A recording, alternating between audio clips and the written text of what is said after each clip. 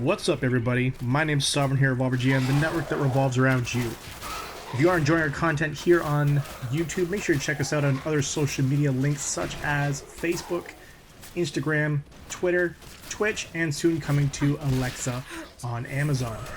Today we have the opportunity to check out Warhammer Chaosbane from our friends over at Big Ben Interactive.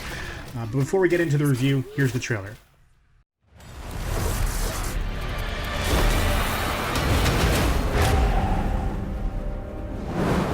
Long before the reign of our glorious Karl Franz, the bloodthirsty tribes of the North united and invaded the Empire of Man.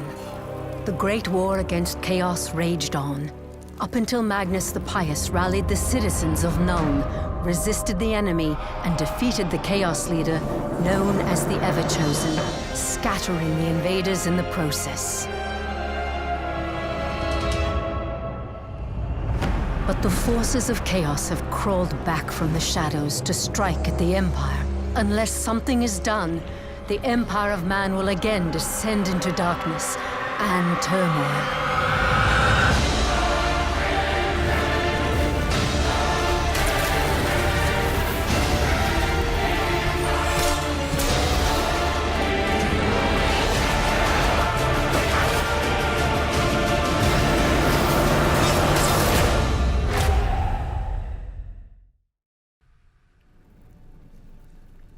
Now, the plot for Warhammer is as such. In a world ravaged by war and dominated by magic, you must rise up to face the Chaos hordes.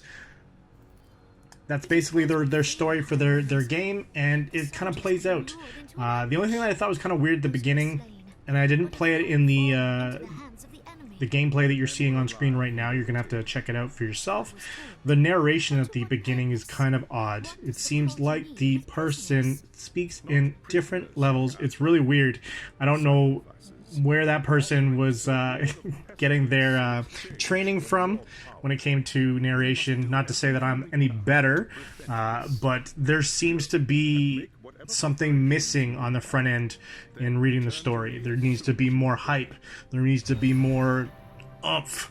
And it doesn't really play off well with that narration, as, like I said, the volumes are going back and forth in the person's voice.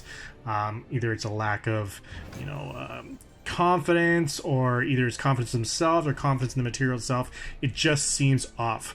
But heading forward into the gameplay, it is class-based. You have a human, dwarf, high elf, and a wood elf. In my gameplay, I chose the wood elf, which was like a ranger, rogue, using a bow. That's always where I go when it comes down to the dungeon crawlers. So it is a hack and slash, going through dungeon after dungeon, making your way through, grabbing all the loot that you can, progressing through quests and missions that are given to you by various characters. You also will be unlocking abilities with the ability to also level up these abilities, which is a very unique way that you do it by placing skills. You can even shift these skill points around to make things more powerful, and obviously take the power off the ones that you're not going to use. I thought that was actually a very unique way of doing it, and I like that. You can also level your character up, and like I said before, there's loot everywhere. There's chests everywhere.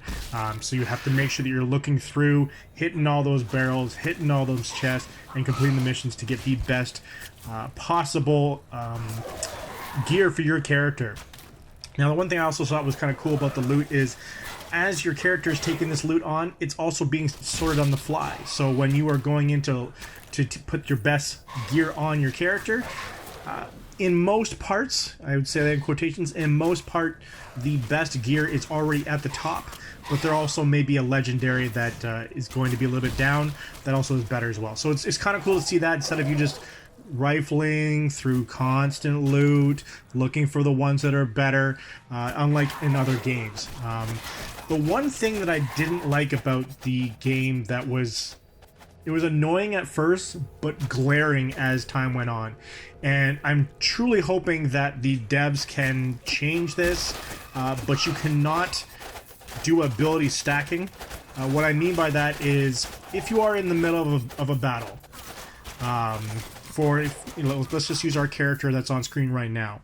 If I'm shooting, right, and I want to put those knives that spin around me, I have to stop shooting, hit the button, and then it continues. I should be able to hit the button at the same time as continue to shoot, especially if it's creating a buff or whether it's, creating, a defensive. The fact that I am allowing the enemies to get a hit on me for free while I switch abilities really is just kind of, it feels bad. Like that just really bothers me. I've seen other games be able to do the stacking quite well, so that would be one thing I would love to see change, because it just drives me nuts when you have to stop attacking just to set up another skill and move through. I don't know if that's part of the whole tabletop to console, or at least to game type mindset, that you want it to be one skill after another instead of stacking. But in the sense of this dungeon crawling RPG element, that has to be there. It has to be a free flowing between each skill. Controls, you have your abilities on every single button, and this is something that kind of also stands out in the sense that you almost feel like this would be 10 times easier on PC. On console, it feels slightly cumbersome with all of the stuff at the bottom left. You got stuff on your triggers, stuff on your RB, LB, also on all of your, Y, X, A, B. So everything is already being used, and you have to kind of build your way. It's not a problem. I'm not saying that it's not doable. Other games have done it. This is going to get it, and you're going to get used to it, but it seems slightly cumbersome for some reason in this game, and I'm not sure why. Graphics themselves, phenomenal environments. Phenomenal. Other games get stuck to the top-down or the slightly skewed top-down, and they just sit there. There's times in this game where you'll be in different environments where you're in that almost third person behind the character view. It's just, there's all different angles, and that really helps to get you fully immersed in the universe. So I thought that was done very well.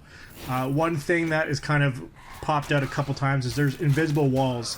You're gonna see in my gameplay near the end, there's these barrels that I destroyed, and I guess the wall that they're sitting on is actually got some, I guess, physicality to it, so you can't walk through it. You have to walk around where the barrels were instead of just walking straight through where the barrels were. So that's just something that can be fixed down the line, but I thought it was kind of weird that I kept running into those from time to time. Audio, again, fantastic background music. There's a chant track that's constantly going on from time to time, and it's just, you can tell a lot of time and effort went into the music. Definitely gives you that atmosphere, and it's unique. It's not repetitive, so it's phenomenal music. One of the things I was kind of thought was weird in the audio side is the NPCs have very limited lines. That I'm honestly thinking that is part of the beta part.